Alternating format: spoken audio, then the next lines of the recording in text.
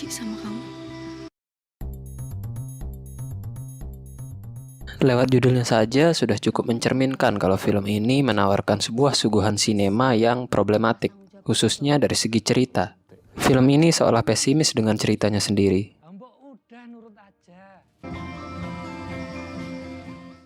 Romantik problematik bercerita tentang sepasang kekasih usia dewasa, Alisa dan Ricky, yang bergelut dengan masalah hidupnya masing-masing, terutama soal trauma broken home. Di satu titik, di tengah kejenuhan akan masalah-masalah itu, mereka berkendara mengelilingi kota sambil ngoceh ngalur ngidul, yang mungkin sebagai bentuk healing dari masalah-masalah tersebut. Film ini sudah cacat secara premis. Alhasil, kecacatan pun menjalar ke karakter, konflik, dialog, dan berbagai aspek narasi lainnya, meskipun secara argumen cerita dapat dipahami. Efeknya sebagai penonton, saya bingung ini cerita mau dibawa kemana.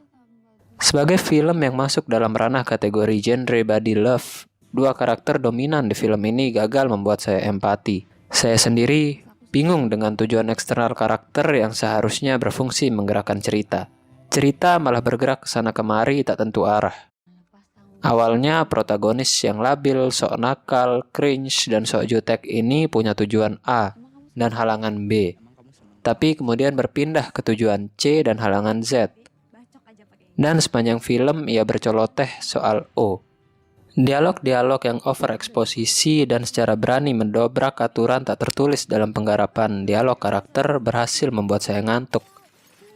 Terlebih dengan konteks seputar broken home manusia usia dewasa yang lebay dan bikin enak. Bahkan saya hampir muntah ketika karakter Alisa berteriak, "Aku dibuang!" Tampaknya kisah romantik problematik ini terinspirasi dengan trilogi Before arahan Richard Linklater dan mencoba mengadaptasinya dengan sentuhan lokal. Yang sayang seribu sayang memuakkan untuk ditonton. Kedua aktor barangkali geli sendiri dengan karakter yang diperankan. Saya apresiasi profesionalisme Bisma Karisma dan Lania Vira yang mampu bertahan memerankan karakternya sampai akhir film. Kelebihan film ini terletak pada judulnya yang catchy dan visual pemandangan alam Jogja yang asri dan eksotik. Yang paling tidak berhasil memenuhi visi BW Purbanegara selaku sutradara untuk bikin penontonnya rileks di tengah cerita yang bikin stres.